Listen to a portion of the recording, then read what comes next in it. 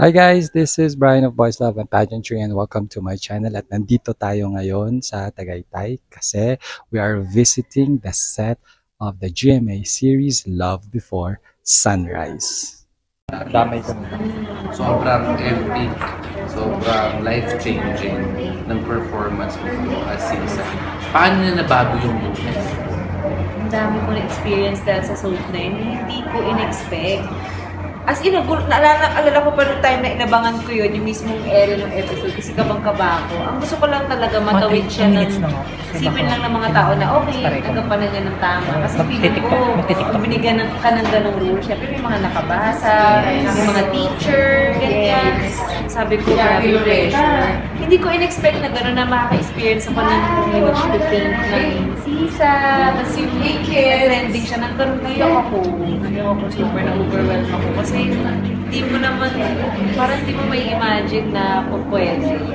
Diba, sa career mo na gano'n. Tapos yung binigay sa akin na painting na isa, naka-display sa sofa na.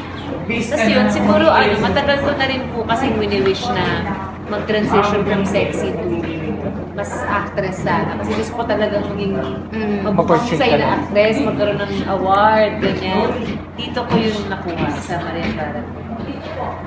Which is really good naman talaga. And for me, nung nakuha yung scene na yun, yung crying scene na yun, parang you really deserve to win a best actress after that. Sana pray ko na. Pero ang saya nung nabigyan ng mga, yung sa mga schools, kasi meron ako na-display sa bahay. Like, kasi sinasabi kay Mami, sana maka-display naman ako ng trophy. Kasi syempre sa bahay namin, andun yung mga grad pic. Wala akong grad pic, studio pic lang ako. Kasi hanggang second year college ako eh. So at least kahit paano may nabigay ako sa parents ko. Tsaka kasi yung dad ko, professor. So mas malakas yung dating sa akin kasi kita ko na talagang sinasabi niya sa mga friends niya, sa mga students niya, nag-reply siya, congratulations. Bali sa generation ngayon, ikaw ang Sisa nila eh. How do you feel sa ganun? Alam mo, hindi nawawala yung kinis. Tsaka yung gratefulness. Kasi grabe rin yung mga kasamahan ko doon, yung pinakinggan nila, like sila Barbie, sila Jessica, tulungan talaga. Tapos si Derek din, even yung staff, talagang time ng eksena ngayon.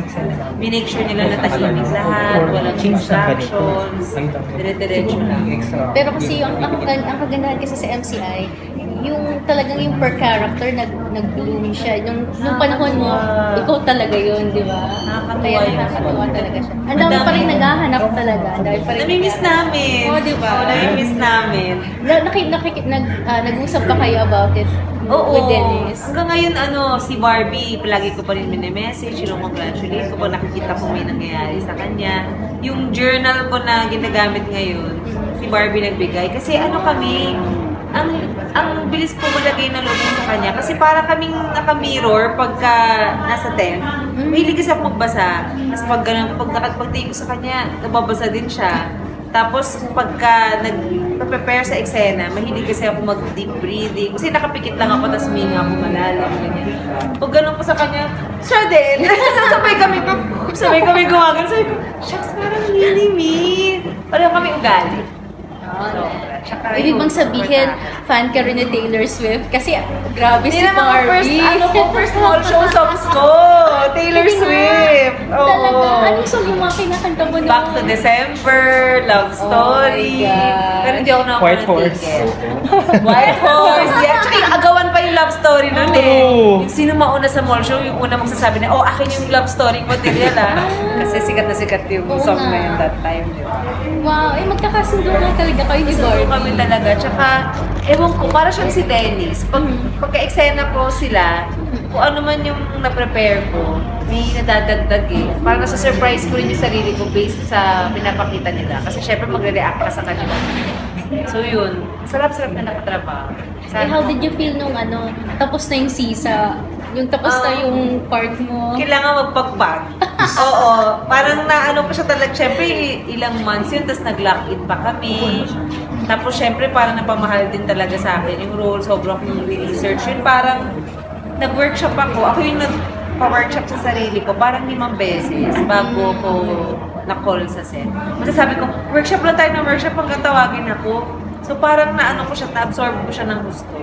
Si Sisa. And of course, your transition from Sisa to sobrang taray. Oo naman. Alam mo kung nakakapanibago? Kasi sa Sisa, walang retouch-retouch. Kasi mas hulas ka, mas okay. Hulas kung Tama. hulas. Oo, so Tama. talagang, Sisa kunyari, na. Makeup yun, walang makeup yun. ano lang, papaitim, foundation lang. So, kunyari tulog ako or dinner break, pag sinabing back to work, back to work.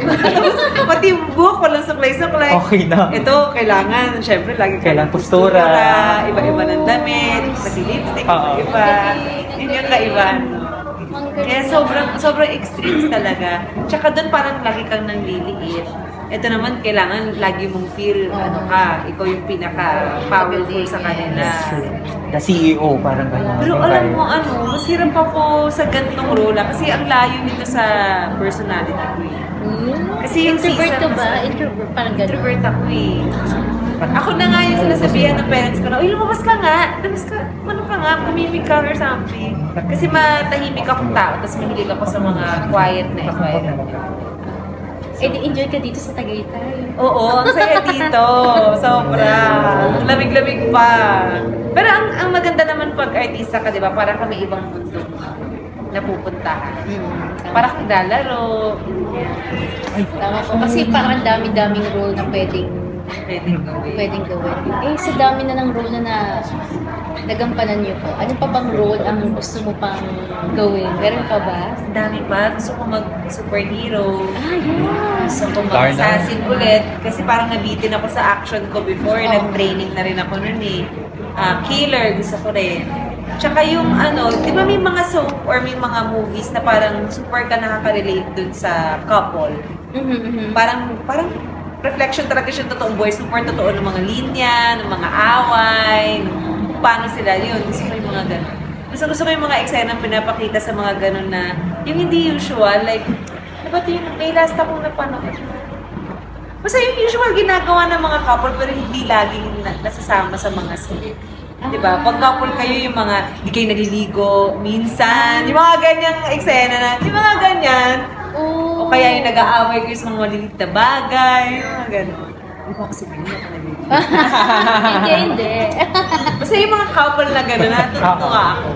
Nice. Nice siya. Hindi na mainilig po ako. Heartbroken kasi Ay! Sarap ko lang yun. Ilipat po natin ang camera. So ano po, joke lang. Okay lang yan. Yes, go. Kaya mo yan. Ang earrings mo naman, very happy. Oh, yes. Parang hindi na ako mag-ayos sa earrings na Sa earring. Miss Andrea, isasama ka ba sa Sa Sangre? Yes. Sa Sangre, hindi ko alam. Parang bagay ka rin doon. Uy, talaga? Yes. Ay, not. Basta, may tiwala naman ako sa kanila. Sila naman nakakaisip ng lahat. Even yung Sisa, nung pinasend sa akin, parang, hindi ko naisip na ako yung maiisip. Parang talaga ba? Parang, kasi sa mga dati kong ginawa, parang, di ako yung top of mind feeling ko. Pero, natuwa ako na sabi nila na, yun nga, na naisip nila ako for this, na naniniwala sila. So, yun na rin yung inisip ko nung binigay itong first kontrabida role ko. Sabi ko, sige, na-realize ko naman na maganda rin kapag hindi mo super na-foresee yung future. Basta talon ka lang, gawin mo lang. I think siguro kaya binigay sa yung Sisa kasi ang galing mo dun sa sa Legal Wife. Yung yung Dennis. Sinubaybayan namin. Ako, personal, sinubaybayan dun. Ang galing mo dun. Umiyak kaya ako dun sa mga scenes yun ng papa mo. Yung papa, sino nga ba yung si Rodrigo? Duterte. Juan Rodrigo. Rodrigo. Ang ganda kaya ng scene yung dalawa. Yung lagi Sa parking? Oo. Medyo parking. Yung inano kayo na, huwag ka lang sumama sa kanya. Ikaw naman, Dad. Ang galing. Grabe rin yung soap na yun. Ano pang preparation nyo doon? Research talaga. Ako pagka may soap, kailangan talaga research, kailangan klarong-klaro yung, parang siyang nabubuhay sa paningin mo. Tsaka kailangan din talaga, lalo na yung culture ng Muslim, kailangan Yun nga. medyo mag-google ka rin talaga at magtanong-tanong. Pero ang galing nyo doon, ang galing nyo doon. At saka maganda rin yung ending na nasatisfy ako doon sa ending. Ay, love. Legal rights ba?